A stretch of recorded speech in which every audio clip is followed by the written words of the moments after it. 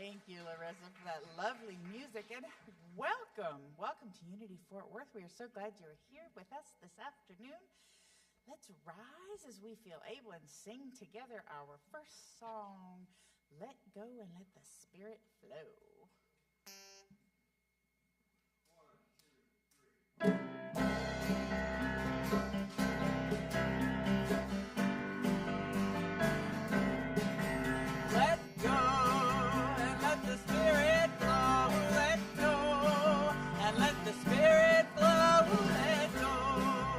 Let the Spirit flow, let go,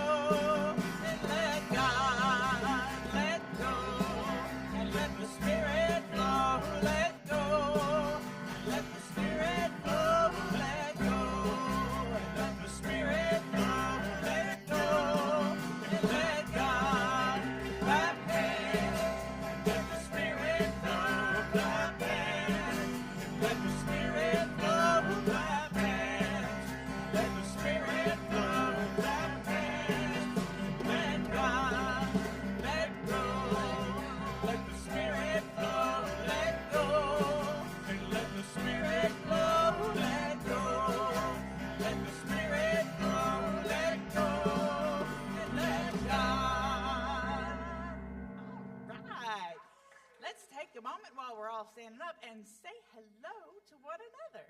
Say hello to someone you know, someone you don't know, those folks watching from home on the cameras.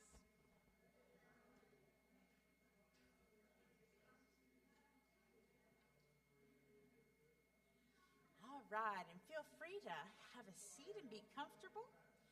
And we'll sing one more song together. It's in every one of us.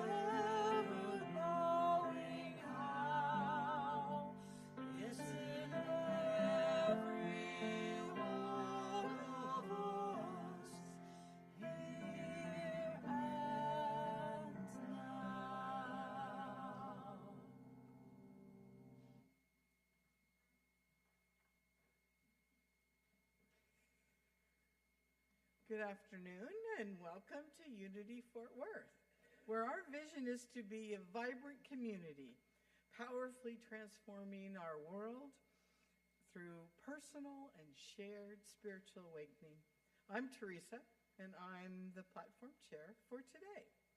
We're so glad that you're here today, especially if you're joining us for the first time. Thank you for being part of our community.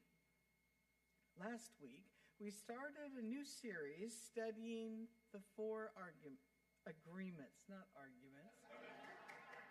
Where did that come from? The 4 agreements by Don Miguel Ruiz to gain tools and insights to help us communicate clearly, obviously. Need to reread the book. No. Act with intention and foster a safe, vibrant environment where every person can grow, be seen, and thrive. Check out our 4 Agreements Hub to access resources like this week's message, reflection questions, to take your study a little deeper, and a guided meditation by Reverend Eliza. To guide us into the second week of our series, we're delighted to have with us today Dr. Nancy Little. Thank you. Dr. Nancy will help us explore the second agreement, don't take things personally, through the lens of our core value of integrity. But first, let's step into gratitude with Lane. Hello, how's everyone doing? Good. All right, today our thank yous are all about prayer bearers, starting with Miss Winnie Tips, who made the beautiful arrangement on the stage and in the aisles for you so that you can hug on a bear today. So thank you, Winnie.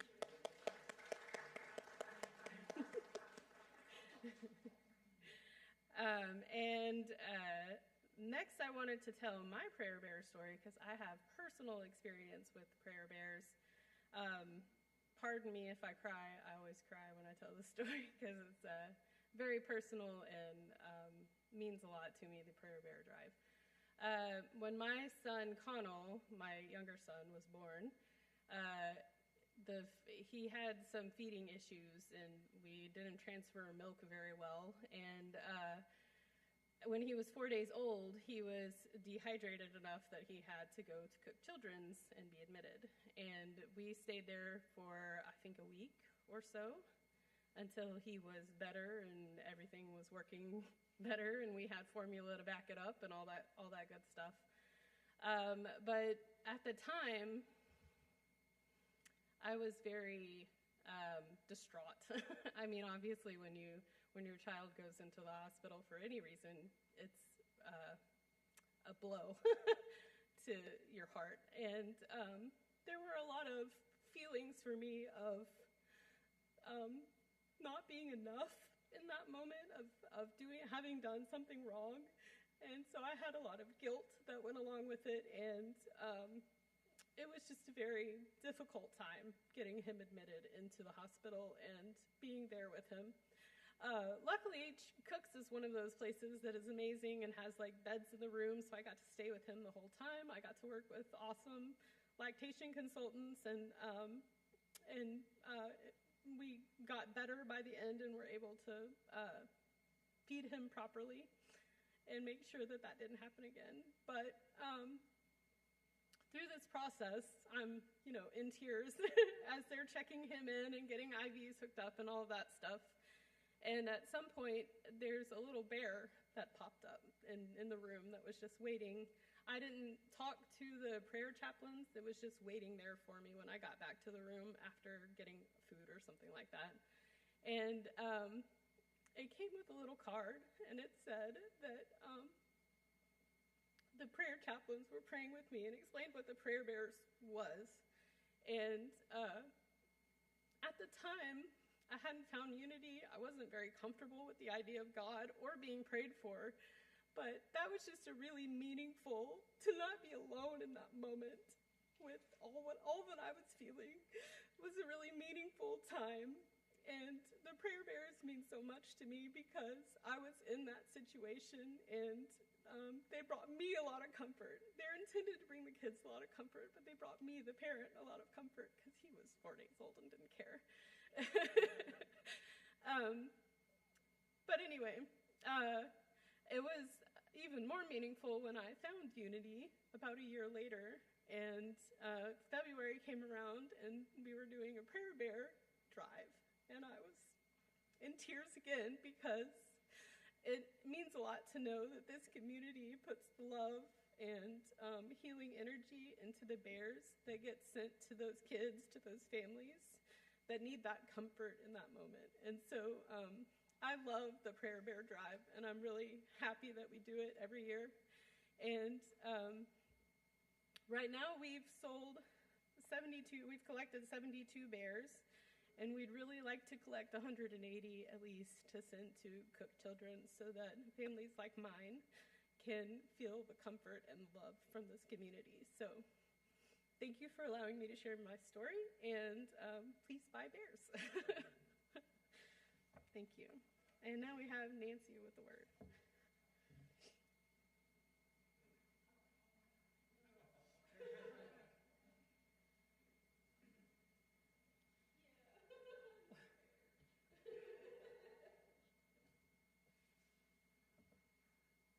The word of the day is release. The affirmation is, I release old beliefs as I grow and evolve. Let's say that together. I release old beliefs as I grow and evolve. So many things shaped my beliefs over the years: my upbringing, family history, education, friendships, and spiritual life, to name a few. As I go through life, I will have new experiences and meet all kinds of people. I may find old beliefs that once fit me well, fit me no longer.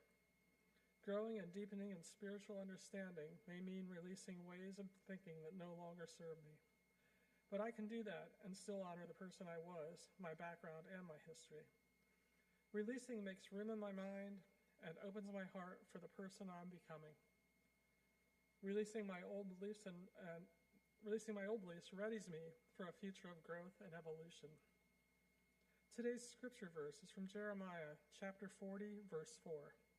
Now look, I've just released you today from the fetters on your hands. See, the whole world is before you. Go wherever you think it good and right to go. The affirmation again, I release old beliefs as I grow and evolve. Together, I release old beliefs as I grow and evolve.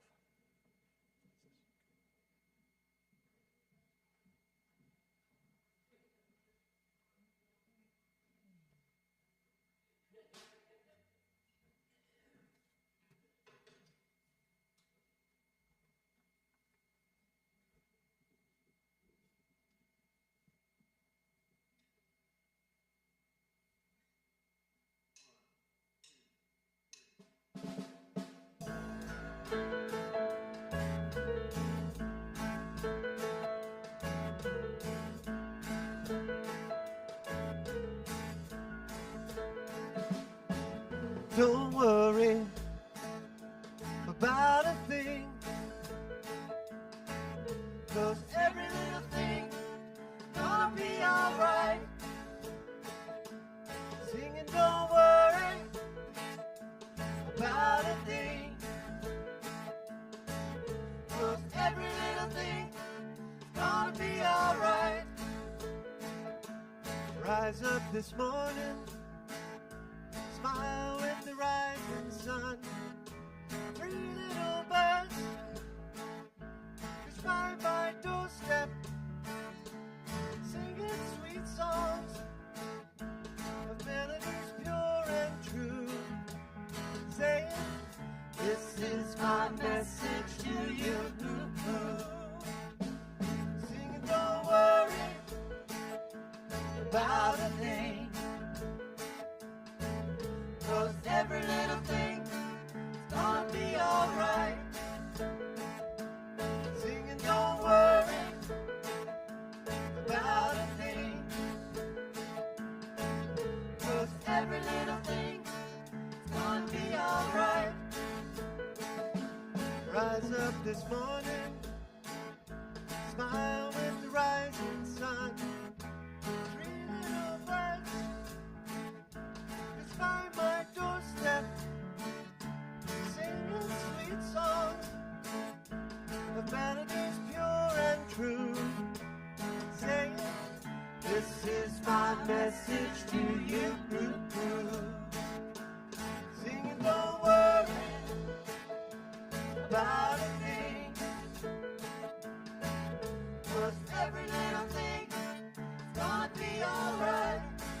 Don't worry about a thing. No, 'cause every little thing's gonna be alright. Singing, don't worry about a thing, 'cause every little thing's gonna be alright. Don't worry about a thing, 'cause every little thing is gonna be alright.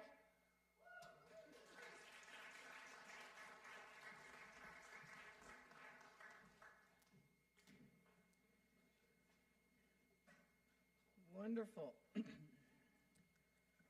Wonderful music. Well, as I mentioned previously, we have Dr. Nancy Little is here today with us. She's a frequent speaker here at Unity Fort Worth, but in case you're unfamiliar, let me tell you a bit about Dr. Little. A licensed professional counselor in Texas since 1983, she's counseled thousands of clients in her private practice and her counseling position at the University of North Texas. As a professional speaker, author, and online trainer, Dr. Little leads both virtual and in-person programs on mental health and wellness-related topics. She developed the content for the Unity Worldwide Spiritual Institute's self-care course in 2017 and taught that online class. In 2020, Dr. Little published her second book, Energy Sparks to Recharge, Refresh, and Revitalize, which was designated as a required text for the class. Please join me in welcoming Dr. Nancy Little.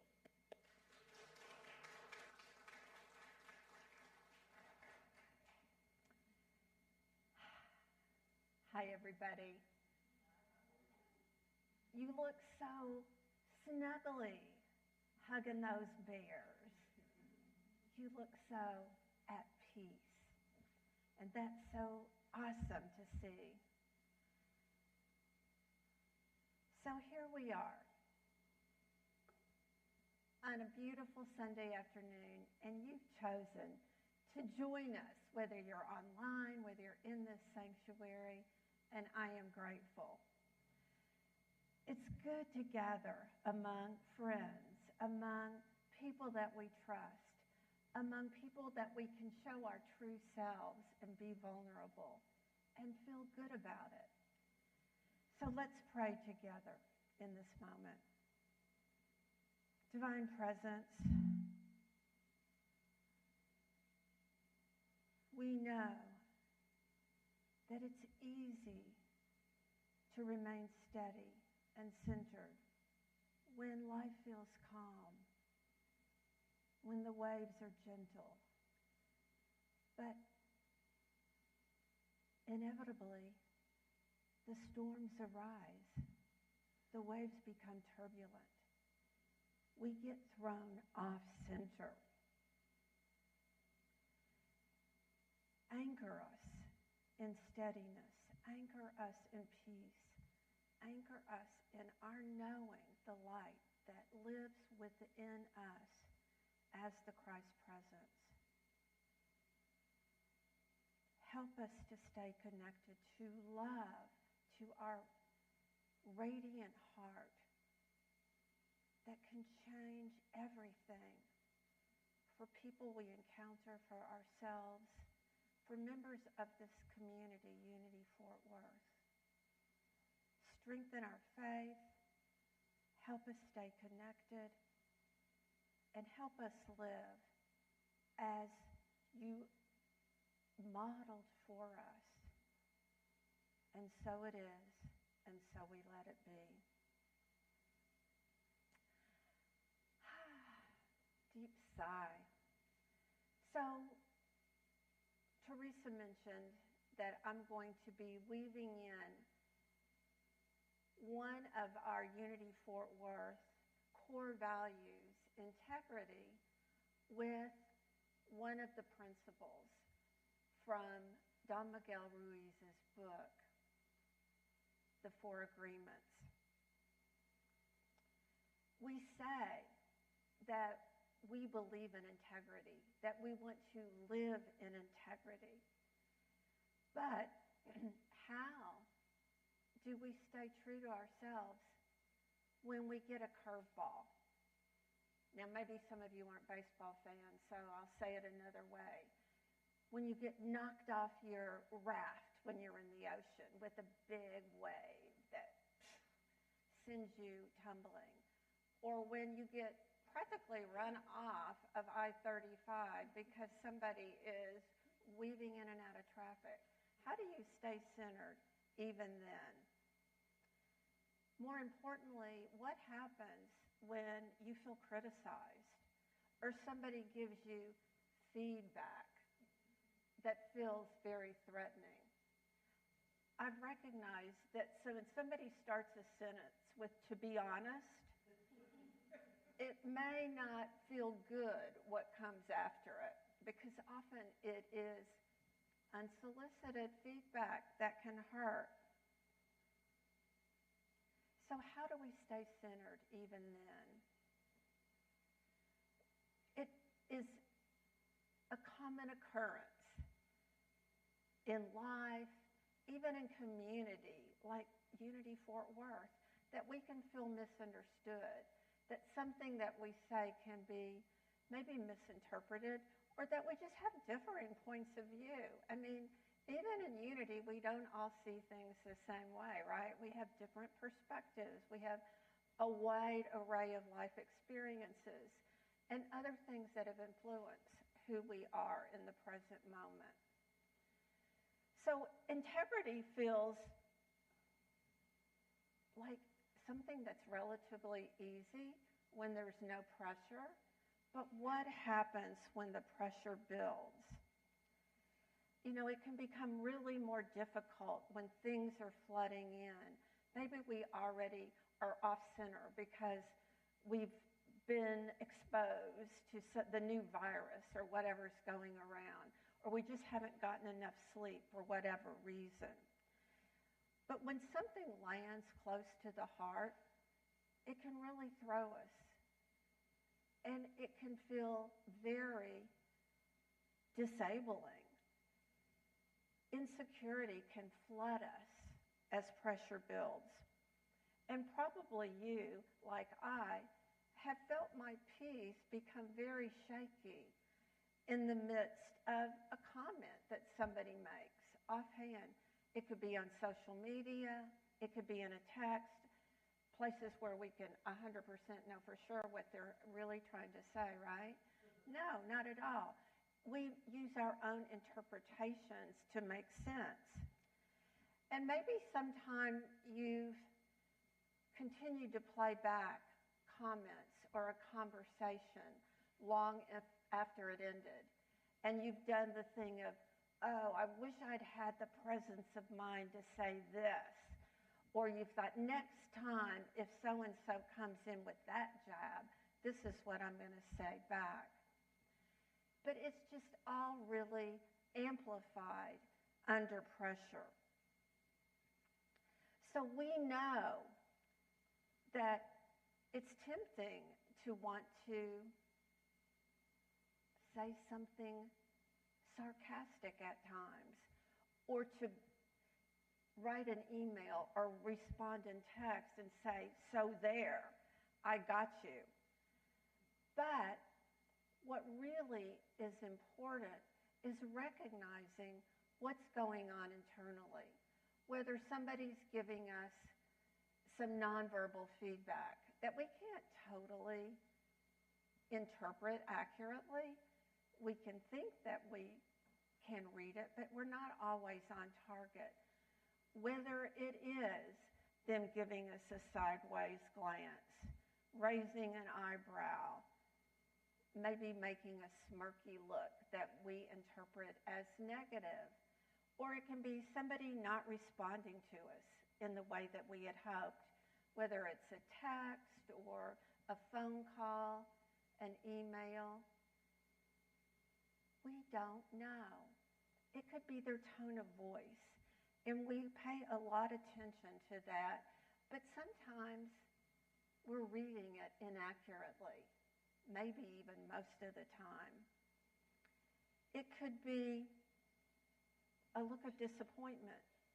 Again, we feel something shift inside of us, and we are reacting rather than responding. When we feel triggered, it can provoke a fight or flight response, and we've all been there. And I have said this probably 10,000 times over the course of my career. If you have a reaction that is disproportionate to what's going on in the present, it's usually about something that happened a long time ago. It's not about what's going on in the moment. It can get activated, but it's not that. So what happens? We begin to tell ourselves a story. Oh, they don't like me. They are showing me disrespect. They're not treating me seriously. He is blowing me off. Or we go into defense. I must have offended them in some way. Or I did something wrong. Or, oh no, what can I do? What can I do to make this better? And we go into the fix-it mode, the one who's going to make everything right.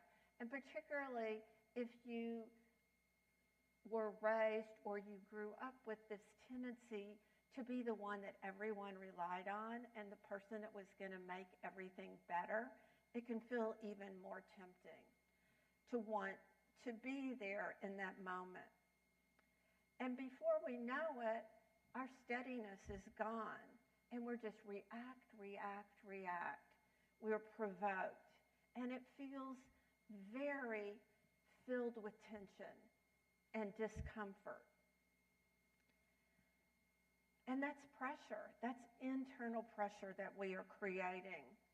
And that pressure can reveal whether we're reacting or responding.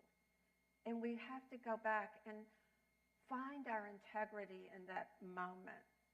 So let's talk about Don Miguel Ruiz and this landmark book that's been translated into countless languages and has been featured by Oprah and all the other big-name people. And I think that the subtitle is also important. We know that it's called The Four Agreements, but the subtitle is A Practical Guide to Personal Freedom. Doesn't that resonate? Practical, we often call unity a practical path to spirituality.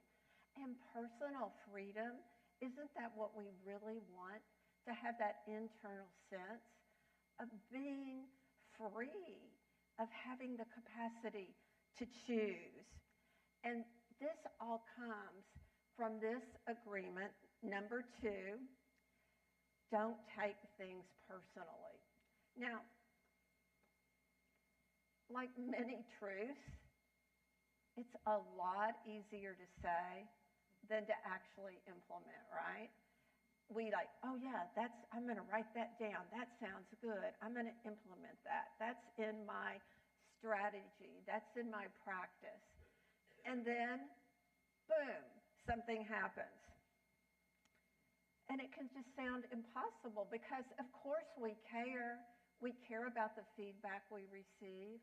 We are relational human beings. We want to interact with other people in healthy and loving ways. But here's the thing. Don Miguel Ruiz isn't asking us to stop caring. He's asking us to notice, to pause, and reflect on what happens when we internalize somebody else's behavior or their feedback. If somebody says to you, you're so selfish, you're so fill in the blank, even you're so wonderful, is that always a reflection of who we are? No. So we have to be willing to pay attention to what's going on internally. Another part of our spiritual practices.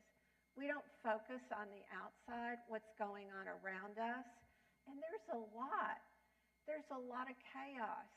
There's a lot of turmoil. There are things that get posted in social media and show up on my newsfeed every day that could make me want to go jump in my pool. And that would not be a thing I would normally do this time of the year, but just something to shift, something to relieve the anxiety and that inner tension. So when we contract, we start telling stories. We start thinking about how we've done something egregious, or we've made a mistake, or we're less than. All those old messages that some of us internalize for a good number of years come back to the surface. So here's what Ruiz also says that can liberate us, that can give us this sense of freedom. He actually says and writes, nothing other people do is because of you. How does that land? Are y'all like, yeah? Or, I don't know about that. Questionable, right. But that's part of the freedom that we're talking about. Nothing people do is because of you, because everybody has their own history. And I was preparing this talk, and I was even watching a show on TV, The Lincoln Lawyer. Anybody watched it? Really good, right? But there's a comment that one person makes about another person, and they're in a relationship. And she says, this is not about you. She's scared. She's dealing with her own fear. And I thought, there it is. They're showing me this. This is what I'm going to talk about. It's not about him. It's about her and her fear of the risk that he's in and what could happen. So, it gets complicated, but everybody's walking their own path. Even the people close to us. They're walking their own. They have their own stories, their own history. And we can be compassionate, and we can try to understand their perspective, and we also have to understand our own. Those areas where we're unhealed, well, other people are too. Those areas where we get triggered and get really afraid, other people have that too. So when we take their reaction, anybody's reaction is a statement about us, and that's our identity, then we're no longer grounded. And our integrity begins to slip not because they hurt us, even though I know people say this all the time. You made me so mad, and things like that. You caused me to make a mistake because you blah, blah, blah, whatever it is. But it's about us losing our grounding because we believed the story that formed in our own mind. That story that comes up held us back. So here's the moment. This is the pivot point, right? And we all know about pivoting. Whoop, whoop, whoop. I can't pivot very well in these shoes with this carpet, but you get the idea. We can choose to pivot, and that's a choice. So when we feel those internal reactions coming up, when we feel our chest tightening, when we feel that rush of heat, or maybe even tears springing in our eyes, or this thought that just is flashing through our mind, for just a second before we react, before we shoot off a quick text, or we say, shut up, or whatever it is that we're wanting to say, we have a choice, right? There's that pause that we can implement. And that's something that I learned from one of my spiritual teachers, Viktor Frankl. Who knows Viktor Frankl? He is an amazing human being. He developed a whole new theory of human behavior called logotherapy as a survivor of the Holocaust. He lost his entire family. And he endured unspeakable horrors in these concentration camps, as you probably know because of you've read stories. But even in the darkness, he had this wisdom that came to him. He made this observation, and he wrote this: between stimulus and response, between this happening and how I respond, there's a space. And in that in-between space, I have a choice. And that's freedom. And he elaborated on that. That is something they can never take away from me. That's what I can hold on to. And that is empowering, right? I started using this quote again during COVID because people did feel so powerless and so stuck in the muck, so to speak, as if this is just descended upon me and I don't have choices anymore. But we can. If a man that survived the Holocaust can find that space and create that window, that pause, so can we.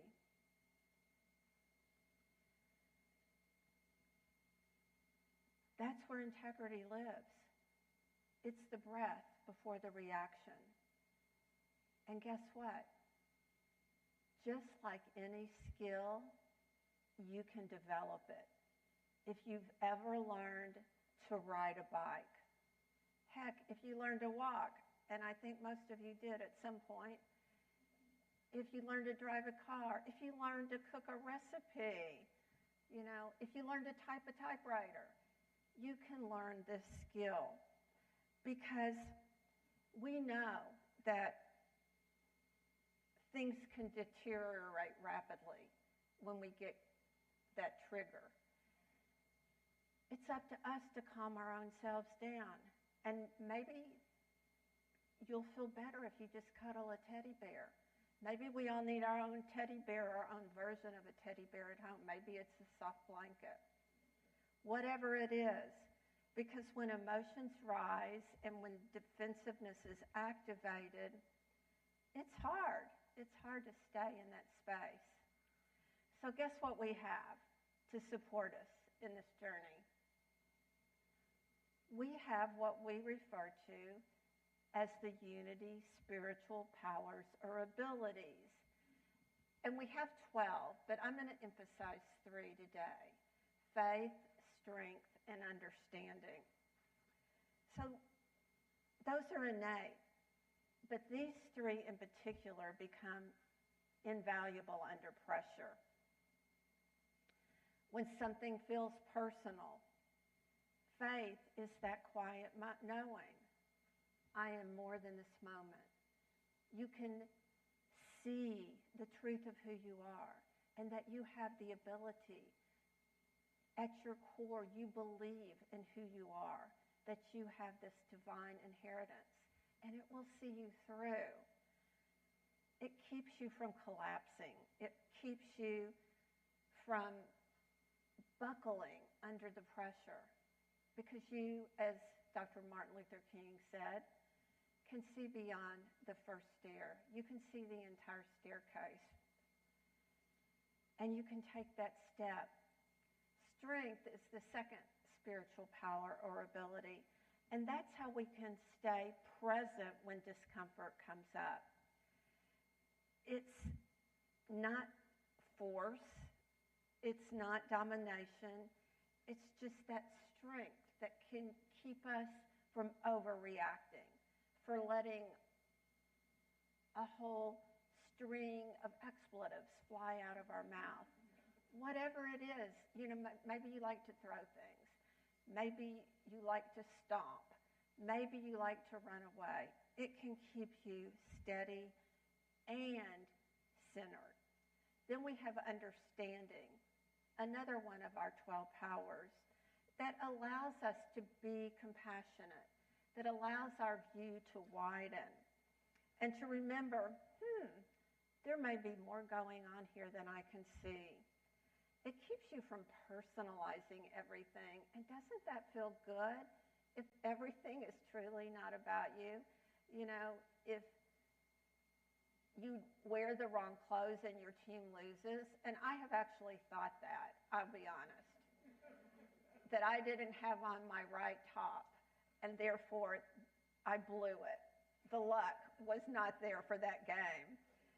It's so freeing, though, to know that we have the ability to stay centered despite what's going on. And we don't have total understanding because most of us like to feel a little bit of control. We like to think that if I do X, Y, and Z, then A, B, and C is going to happen. Guess again.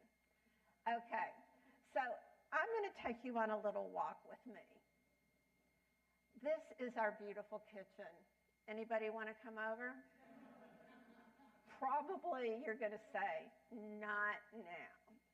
So here's what our kitchen looks like in the midst of a renovation. It's dirt and noise, and see all those holes? Well, that's where they jackhammered for 3 different days. They have done a lot that impacted the way Russ and I live on a day-to-day basis. Our kitchen has more big holes than it has chairs. In our entire house, we don't have chairs, as many holes as there are. What used to be the island is gone. What used to be The cabinets are gone. What used to be the barrier between the family room and the living room is gone. And in there, what you see is pipes that had to be moved and trenches that had to be dug so that we could relocate our plumbing. And also there's holes in the floor and holes in the ceiling. Now, fortunately, it is not 20-ish degrees outside, but it can still feel a little chilly. There's spaces in the walls where insulation used to be, so it's a bit overwhelming. And as much as I thought I was ready for it and prepared emotionally, physically, Russ and I had talked about it. We have a microwave upstairs, we have a toaster oven, we have an air fryer, this, that. We have drawers with our utensils and our plates upstairs. It's a lot. It's a lot. It's loud. Even if they're not using a jackhammer, it's loud. I was practicing my talk downstairs yesterday, and it sounded as loud as it does right now to me in this sanctuary with the mic system. So here's what else. There's a dumpster just outside our front door. It's a very, very large dumpster. I mean, you can't even tell a relative size based on this, but that kind of big gray upside down thing you see back there, that's our previous bathtub that was in the bathroom that is also being renovated and has pretty much got nothing in it.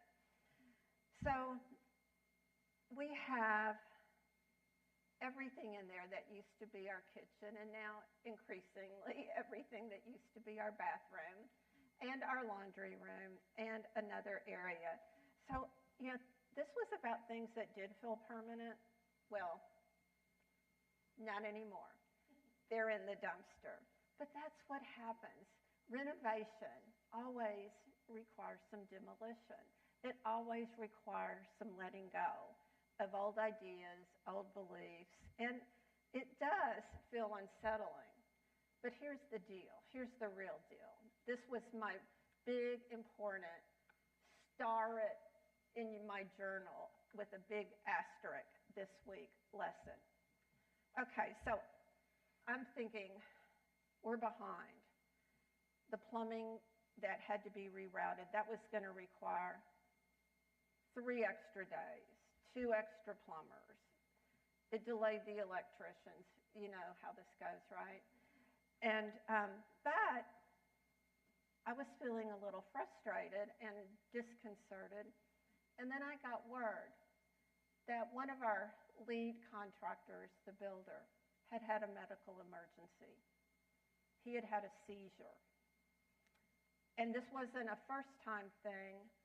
It was a recurring thing that had first happened in December. Suddenly, I wasn't so concerned about the plumber. Everything started to adjust. And all of a sudden, I'm having conversations with his brother, who he works with. They're both very involved in our house, on a really deep level. And we're not talking about the layout of our house.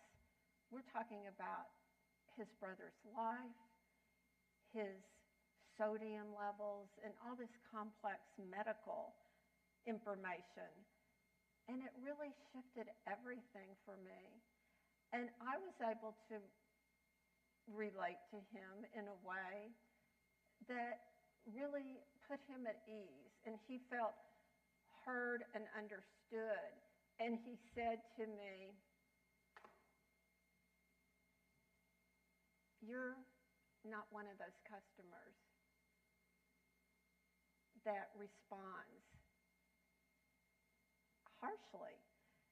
I don't remember exactly the way he said it, but that was essentially it.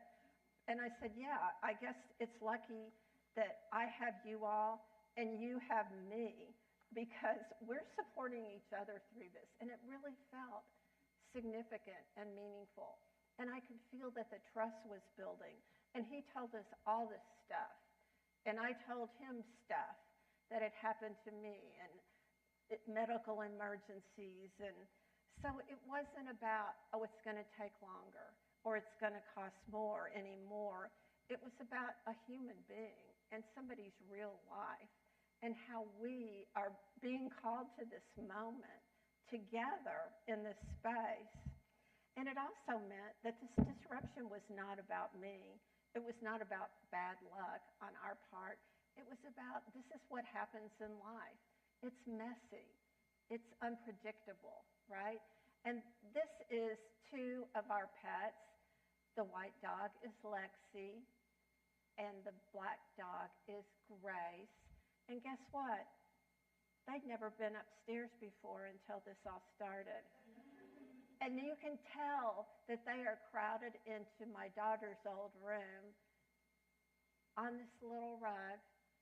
And they're not particularly happy about the noise either, because if you're a dog lover, you probably realize dogs have much better hearing than we do. And it wasn't just the hearing and the noise, it was the vibration, like the whole floor vibrated. But anyway, everybody shifted. But I realized that integrity under pressure meant staying calm, because those things ripple outward. If I'm calmer and Russ is calmer and we can do the things to nurture ourselves, we can support our animals. We also have 2 cats that I did not picture.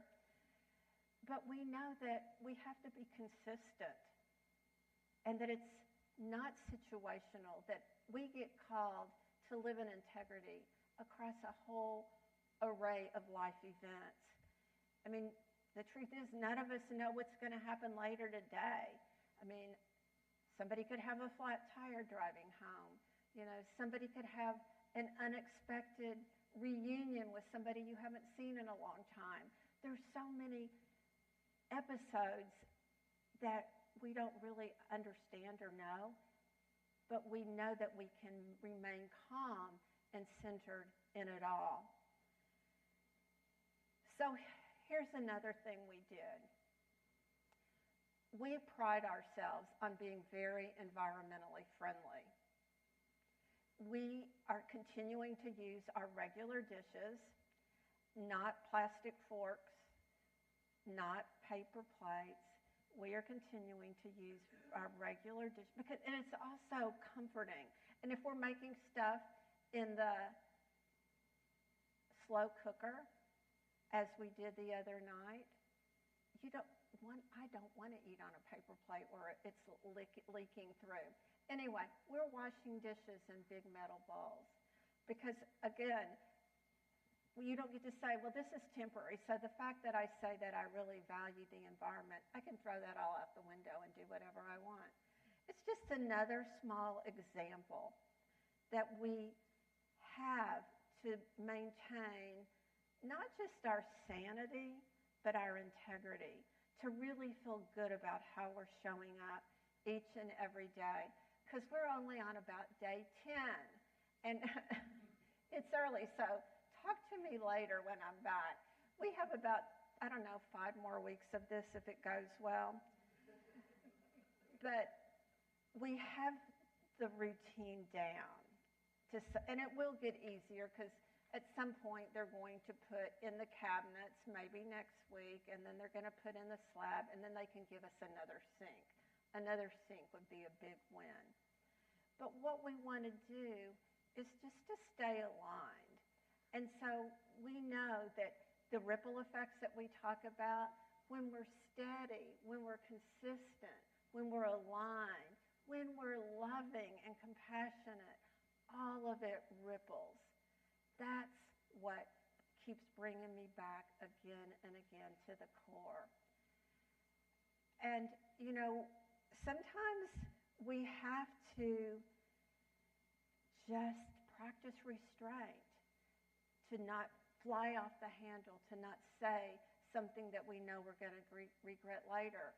One of the questions I ask myself pretty regularly is, what would my future self want me to do right now? how am I going to show up most like my Christ self and in a way that I would feel proud down the road? How will I show up in a way that I would feel proud of my grandchildren seeing me do? It's about awareness. It's about choosing not to escalate.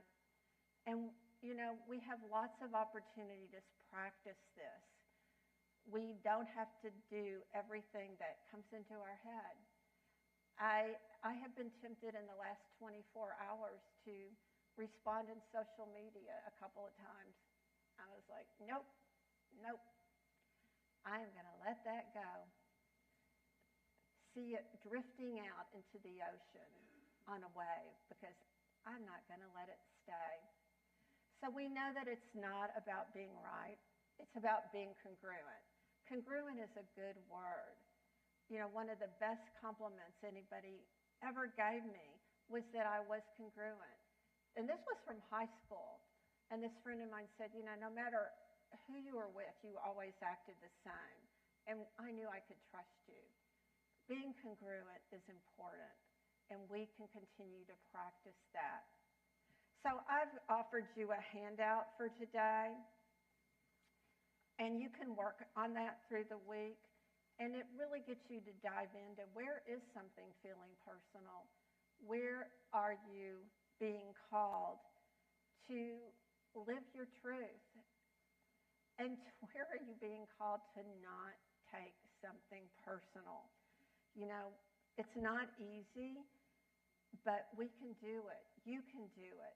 And that's why we're here. We can talk to each other. Lane was incredibly vulnerable earlier, and I appreciate her so much for 1,000 reasons. And that just adds to my list. Because when we can see each other being vulnerable, then that escalates our trust. That heightens our own self-awareness and gives us the opportunity to share from our heart. And that's where we are so grateful. So I'm going to conclude before the meditation by asking you to affirm these 3 ideas with me. First, I'll say it first and then you join me. I release what is not mine. Together, I release what is not mine. Second, I stand in who I am. Together, I stand in who I am. And finally, I choose response over reaction. Together, I choose response over reaction. And so it is, and we are going to take these ideas now into a time of meditation. So I just invite you to take a moment to release anything that's on your lap and put both feet on the floor and let your awareness drop to your heart. If it helps, you can put your hand gently over your heart. And take that deep inhale breath. And again, in through the nose, out through the mouth.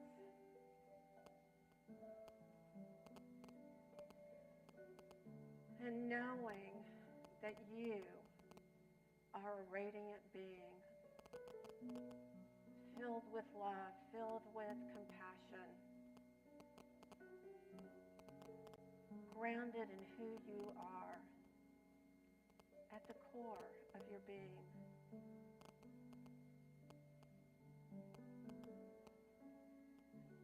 And as you are paused in this sacred space,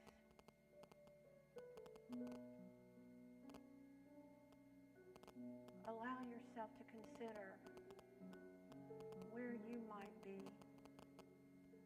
needing to let go of someone's opinion, others' feedback, things you can't control. And just for a moment, let Spirit speak to you and guide you in the quiet.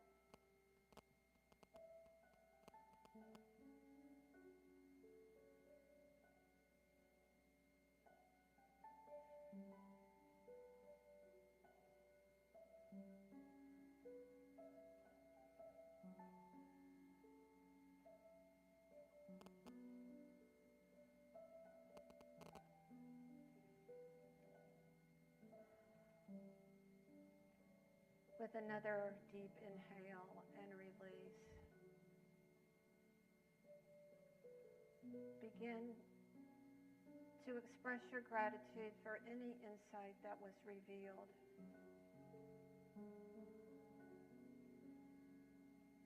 And journey back to this time and place, claiming and knowing your magnificence, your integrity, your steadfastness, and your choice. You're choosing again and again to not take things personally, but to live in freedom. And for that we say thank you, sweet Spirit. And so it is. Amen.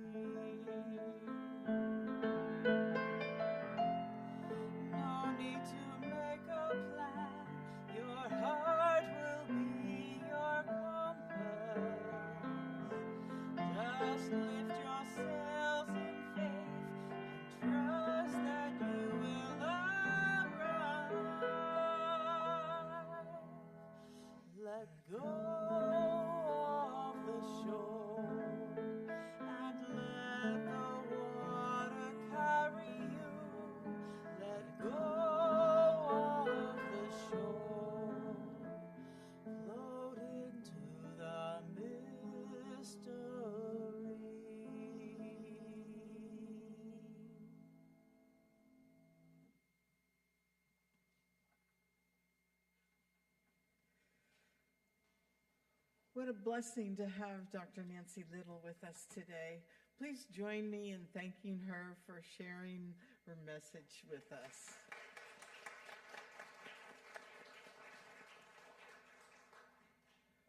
While you enjoy the next song from our awesome music team, We invite you to contribute a love offering in support of our wonderful community.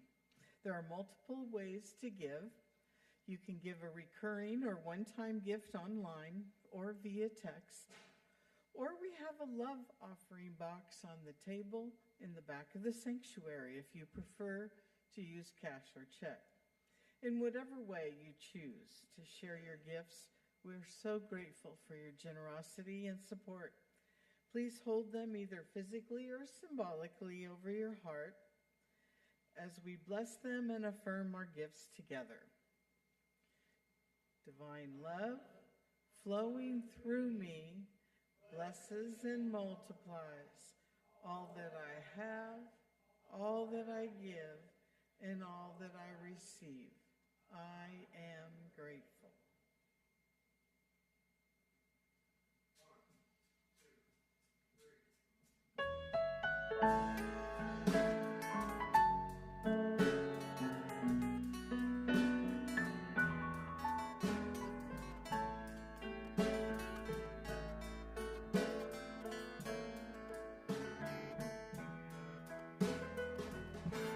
They say everything can be replaced.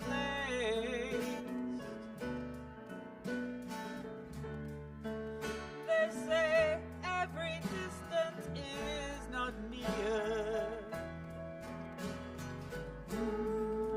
And so I remember every face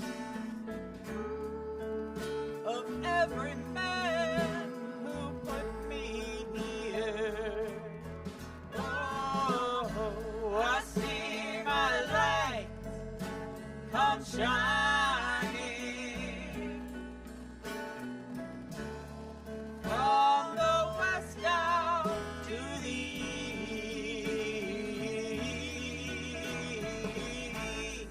Any day now, any day now, I shall be released. They say every man needs protection.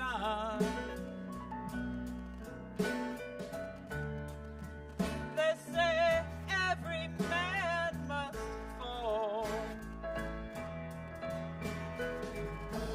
And so I swear I see my reflection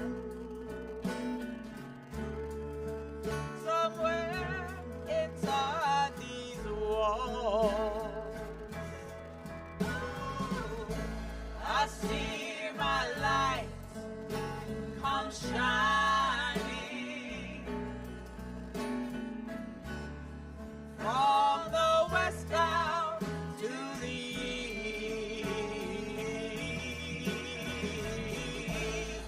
Any day now, any day now, I shall be released.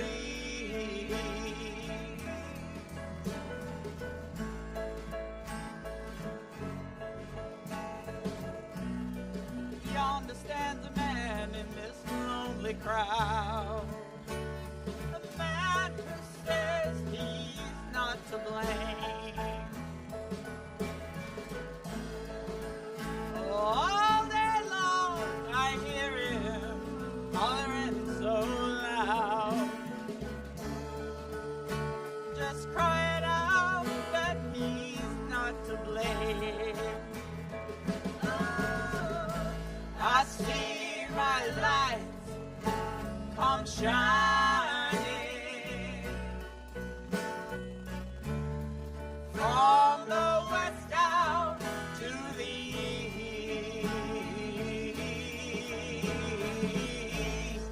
Any day now, any day now, I shall be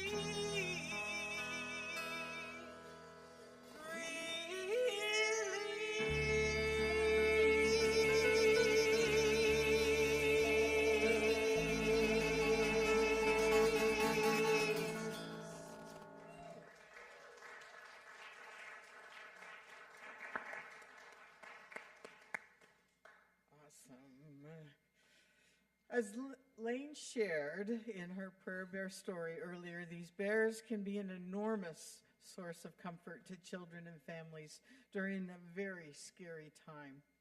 You can support our February service project benefiting Cook Children's by purchasing a prayer bear in the lobby after service for $10 or online anytime. And we're not just donating bears, we're charging them up with love. During Sunday services, we invite you to hold the bear, hug it, pray with it, infuse it with the loving, healing energy that the children will need. If you didn't grab one this week, be sure to love on one next Sunday. Before you leave today, please return your energized bears to the stage so we can track our growing impact. Our goal this year is to donate more than 180 bears that we gave last year. We're up to 72 this week. Thank you for helping us finish strong over the next couple of weeks. Actually, just 1 week, right? 2 more weeks, okay. All right. And our voting ambassador, Stella, wants you to know that this is the last week of early voting for the March 3rd primary election. If you haven't done so already, you're encouraged to go to the polls this week and vote. She'll be in the foyer after service to help with any questions that you might have. And finally, a heads up about our second Sunday potluck from Lane. Hello again.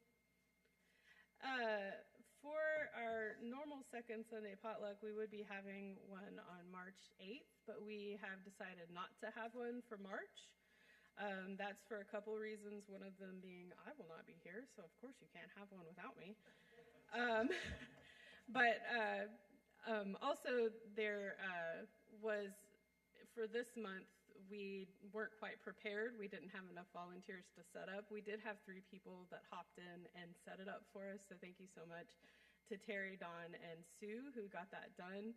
Unfortunately, they had to take time out of service to get it done because we didn't have volunteers set up. So in alignment with our integrity, we're going to take a break. We're going to make sure we're prepared for the next one, which will be on April 12th, not August 12th. Which will be on April 12th. And if you would like to sign up, I have a couple of clipboards, one for March volunteer openings, jobs that we don't have covered yet, and then one for April as well. So if you'd like to volunteer to help make sure that things run smoothly for the next one that we have, see me after service and sign up for one of these slots. So don't bring any food on March 8th unless, you just want to show off what you're having for dinner, because you'll just get to take it back home.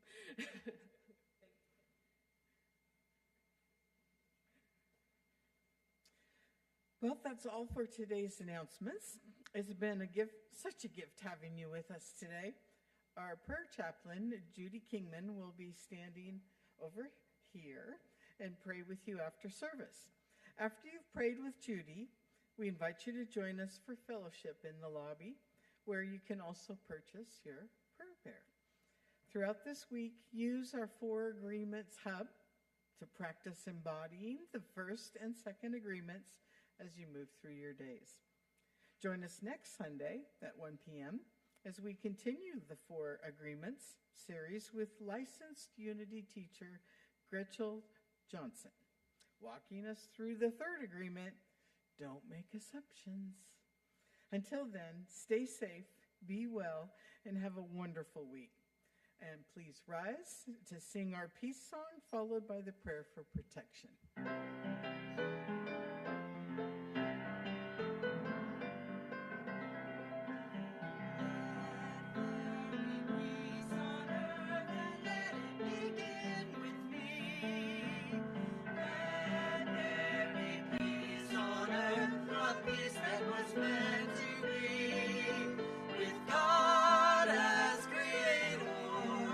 Family all are we. Let me walk with my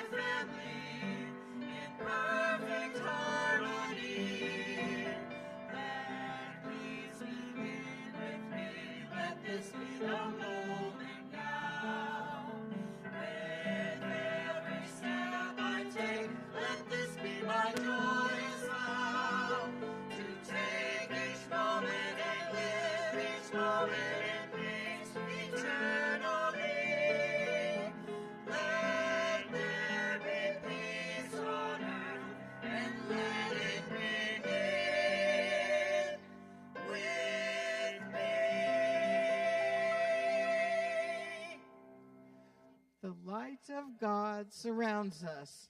I am the light of God. The love of God enfolds us. I am the love of God. The power of God protects us. I am the power of God. The presence of God watches over us. I am the presence of God. God is, and I am.